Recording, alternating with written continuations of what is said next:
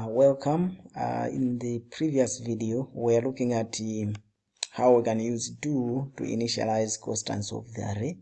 So we went through this, and the last part that I asked you to do was to come up with a array representation of this do statement. Here of course we have a nested do statements. We have the first one here, which is starting from I4 up to I1 up to 4, and another one here which is starting from J1 up to 5. So I wanted you to evaluate these ones and come up with an array, of course, which would use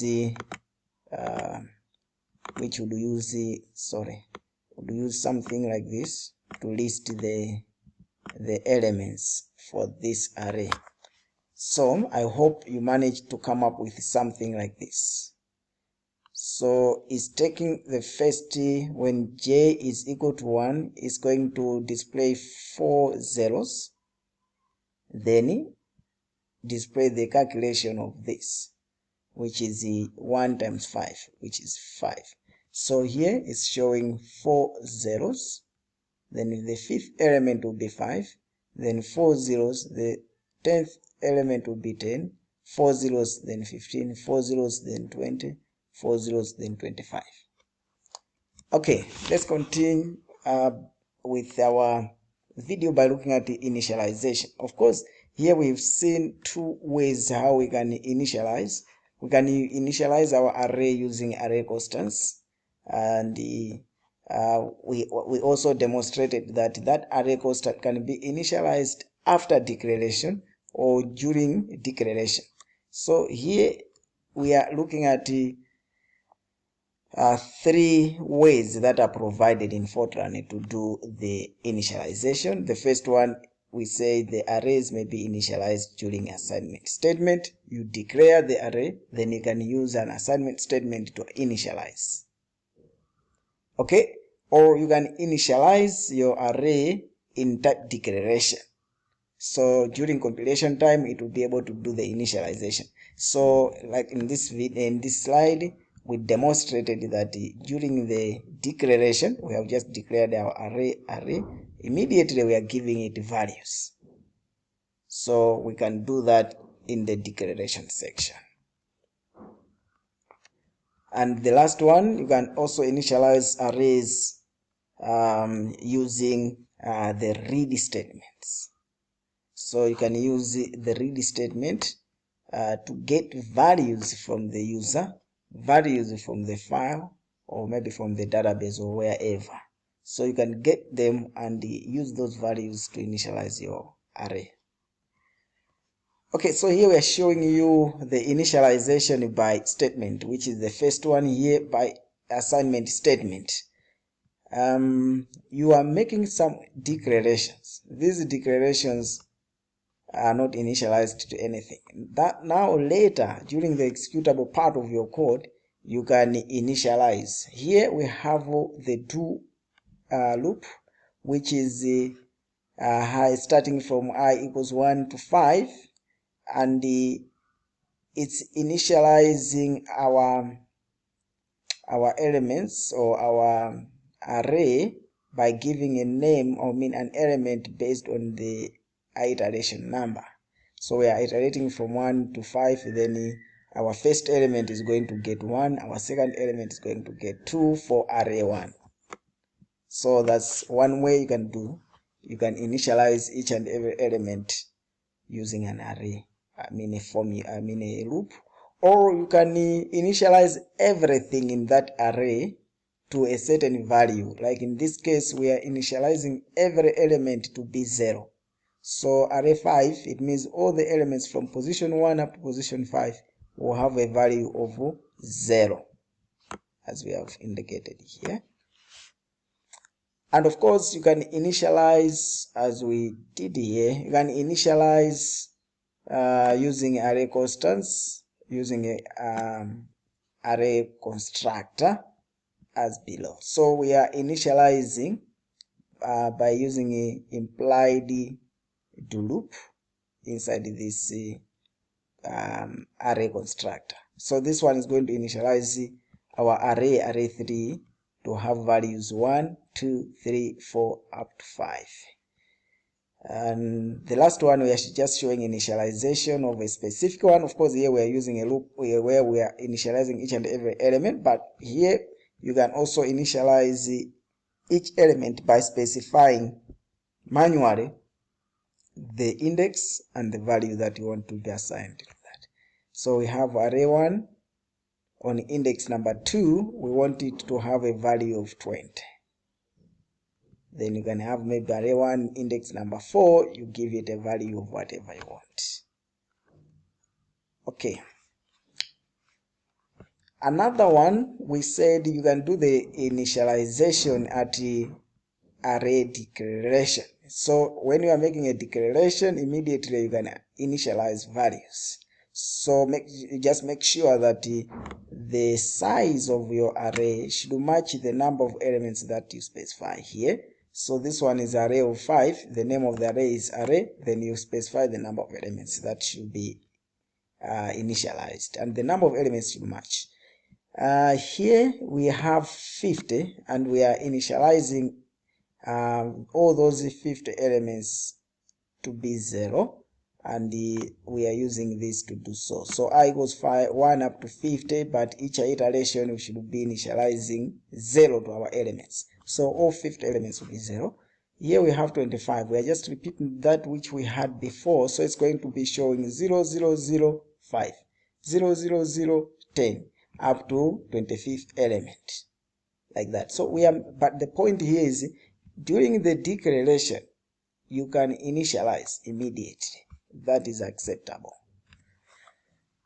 The last is to use the read statement. Here we may be having a program that should accept 5 integers or maybe 5 scores. So you are asking user to be entering those scores. Maybe other scores for the program, for the Fortran in our case, will be around 30 something. And you can have a loop that should ask us 30 something times to enter the values.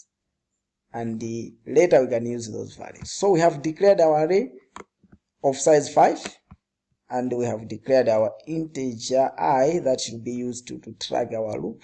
And here we say do I equals 1 up to 5. Read. So we are reading element. So starting from 1, I equals 1. When it's 1, index 1 is going to read this one.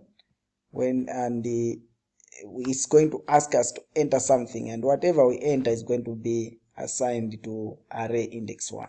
Then it will ask us again to enter another value, and that will be assigned to index 2 up to index 5. Okay, so we have that, or we can even use the implied loop, the do loop as in here.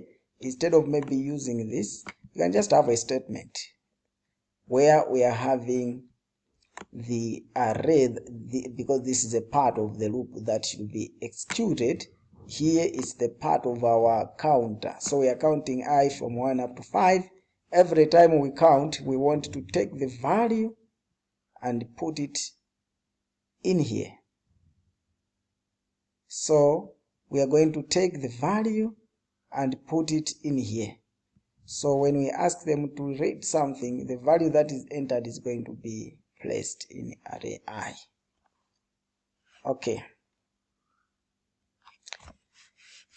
How do we display elements of an array? Elements of array can be displayed. Of course, here we are first declaring our array and assigning the values. So we can display the elements in the similar manner we get values from the user using read. Only that for the displaying we use write, or we can use the print.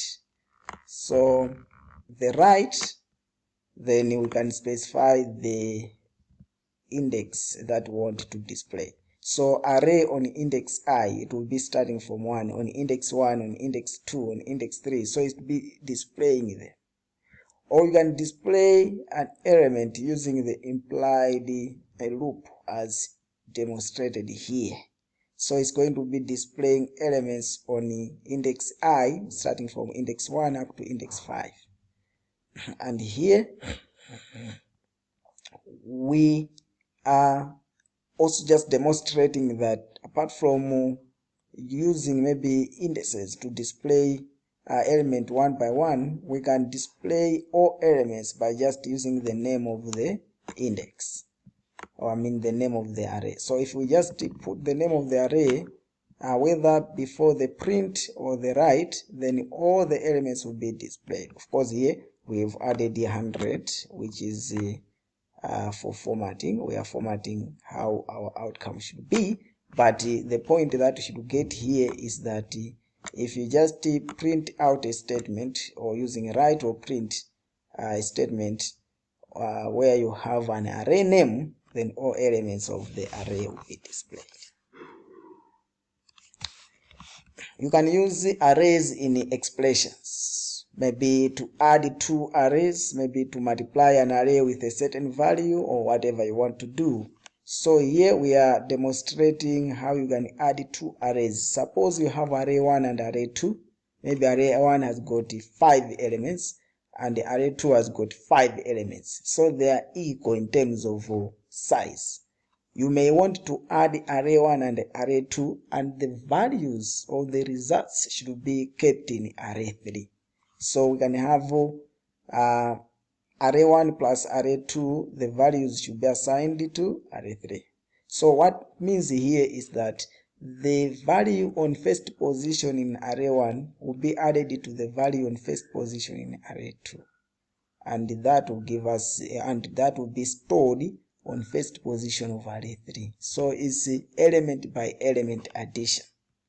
Here we can also initialize values for any array to whatever value, a single value that we want. So here we are initializing or we are assigning 0 to all elements of array 3. So every element will have a value of 0. Okay,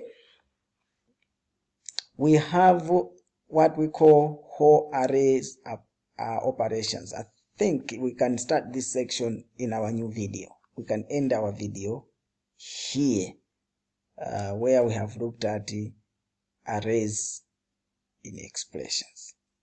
Thank you. See you soon.